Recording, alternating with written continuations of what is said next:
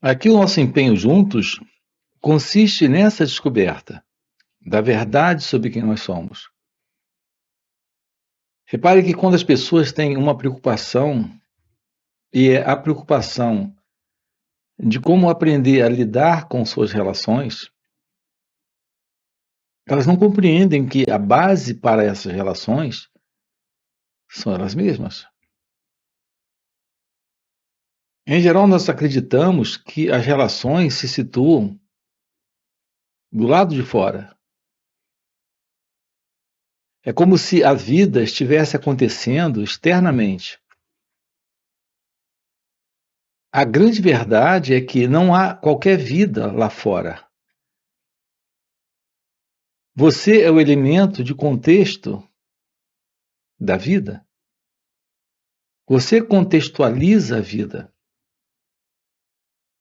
Não há qualquer separação entre você e a vida. As pessoas querem estudar estoicismo para descobrir como lidar com o mundo, para lidar com o outro, para lidar com as relações. Então se fala de estoicismo e relações humanas. Mas as pessoas não compreendem que a base das relações, a base para as relações, é a presença desse sentido de alguém na relação. Assim, vamos juntos aqui ver algumas coisas.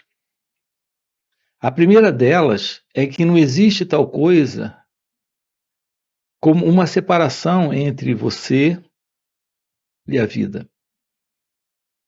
Naturalmente, entre você e o outro. Então, essa ideia de ajustar. Então, vamos ver aqui logo algumas coisas.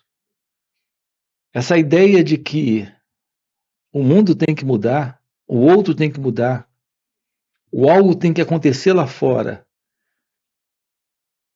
para que haja liberdade, paz, inteligência e compreensão nas relações, isso é inteiramente falso. A base para tudo isso é você. É por isso que aqui com você nós estamos estudando não o outro, mas a nós mesmos. Não o mundo, mas você. Os cientistas estudam o mundo externo, enquanto você, nesse trabalho em direção à verdade divina, estuda a si mesmo. Aqui se trata de investigar a verdade sobre você. De uma forma natural, real, ocorre uma visão sobre a vida. E realmente sobre o outro. Porque não existe você, a vida e o outro. Nesse sentido, o maior cientista não é aquele que explora o mundo externo, mas é aquele que investiga a natureza da verdade presente, aqui e agora, dentro dele mesmo. Aqui nós estamos juntos descobrindo como aprender sobre tudo isso. E aprender sobre isso requer uma mente nova, um cérebro novo, uma forma de olhar para o momento presente sem a intervenção do pensamento. E por que o pensamento é dispensado? Porque o pensamento não é o elemento que torna possível esta visão da realidade. Uma vez que o pensamento é exatamente o elemento que se interpõe como uma cortina entre a realidade do momento e você. Não existe tal coisa como a separação entre você em sua natureza verdadeira e a vida nesse momento surgindo, momento a momento, dentro dessas relações. Isso porque a vida consiste de relações. A relação com o outro, a relação com situações, a relação com acontecimentos, a relação com você é a vida. E essa relação é a relação onde está presente a verdade da comunhão. Não existe uma separação, a não ser esta separação, que é a separação que o pensamento tem estabelecido. É por isso que estamos com você aqui investigando como eliminar por completo esta psicológica condição, que é a condição dessa complexidade psicológica presente em cada um de nós. A complexidade do pensamento. O que é a presença do pensamento em você? Quando você olha para alguém e essa pessoa você reconhece, esse reconhecimento é memória. Essa é a presença do pensamento. Agora percebam que vamos colocar esse reconhecimento, que é a presença do pensamento, é a cortina entre você e ele, ou ela. Uma vez que esse reconhecimento é o passado. Assim, quando você olha para alguém, você não está diante da pessoa. Você está diante da imagem, do reconhecimento, da memória. Isso é o passado.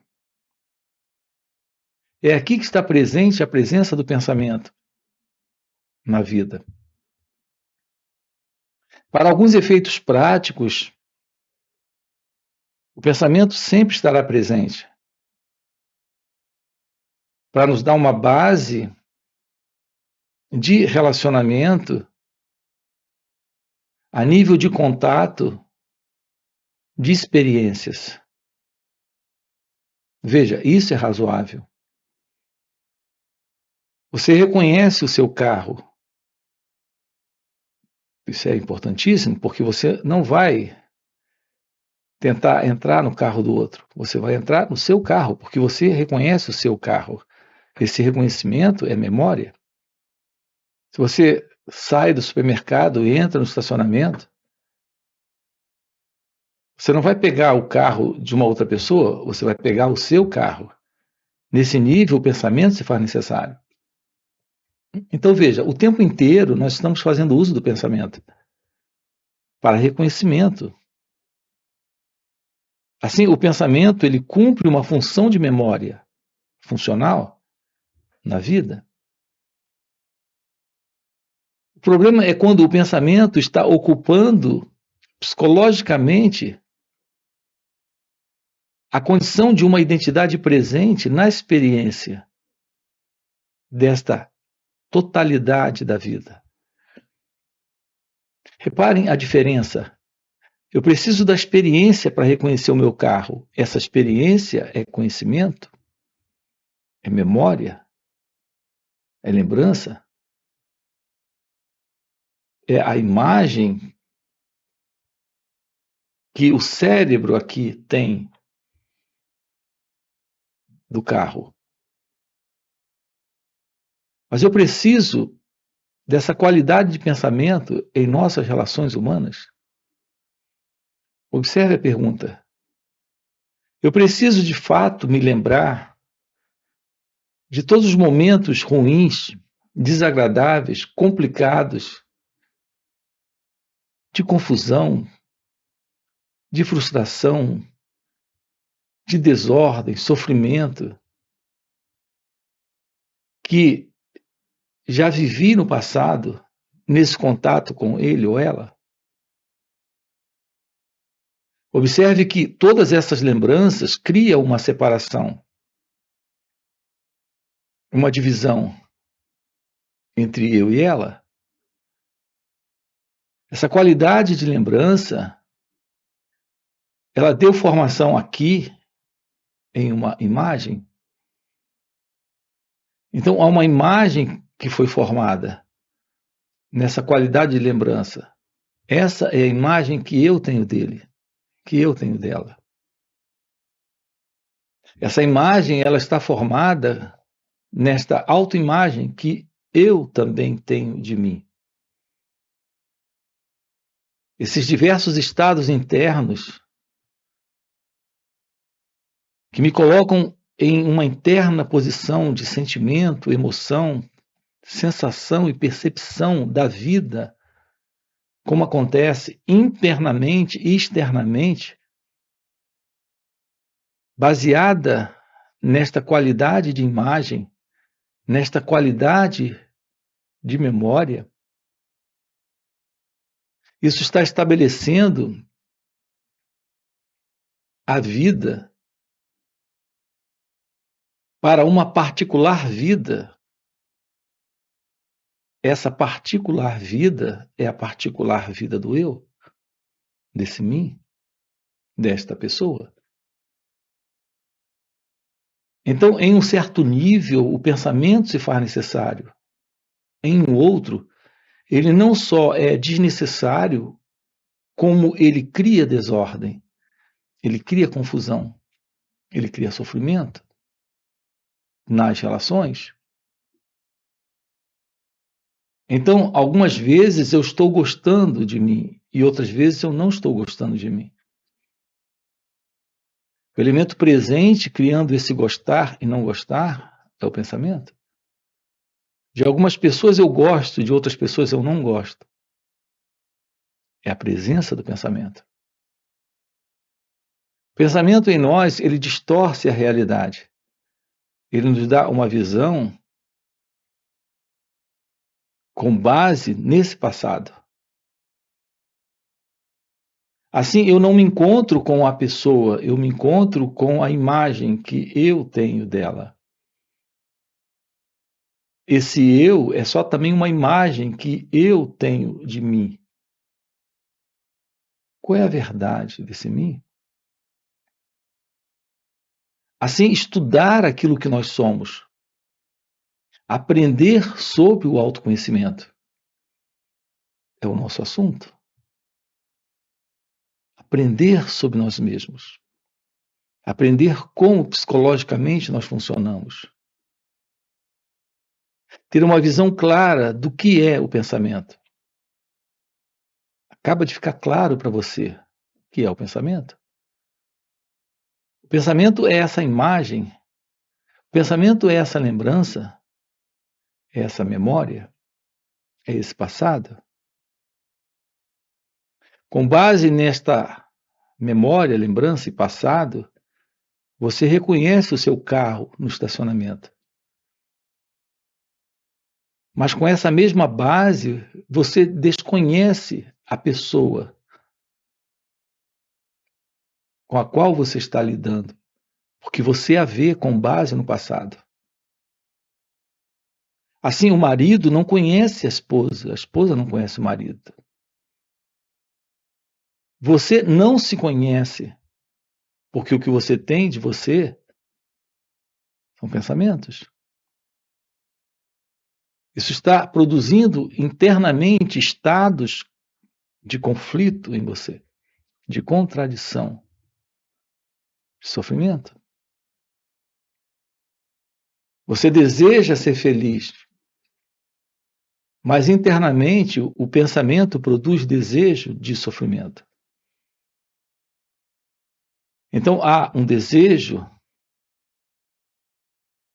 de ser feliz, mas internamente o pensamento está produzindo uma qualidade de desejo, de autoapreciação negativa, de autoimagem negativa, de culpa, de alguém frustrado, entediado com ele mesmo, decepcionado com ele próprio, dentro de uma baixa autoestima. Assim, estamos vivendo estados de contradição psicológica em razão da presença desse modelo psicológico, que é o modelo do eu. Assim, esse assunto da autodescoberta não é um assunto para o estoicismo. Não é um assunto para a psicologia, para esse modelo de religião organizada, onde existem crenças, dogmas, práticas místicas, rituais. Esse assunto não é um assunto para a filosofia. Esse assunto é um assunto para esta autodescoberta. Precisamos aprender a olhar para aquilo que se passa conosco, para aquilo que acontece dentro de cada um de nós, para o descarte do pensamento,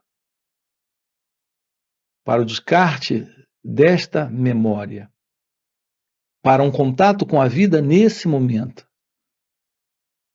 Sem o eu, sem esse mim, sem essa autoimagem.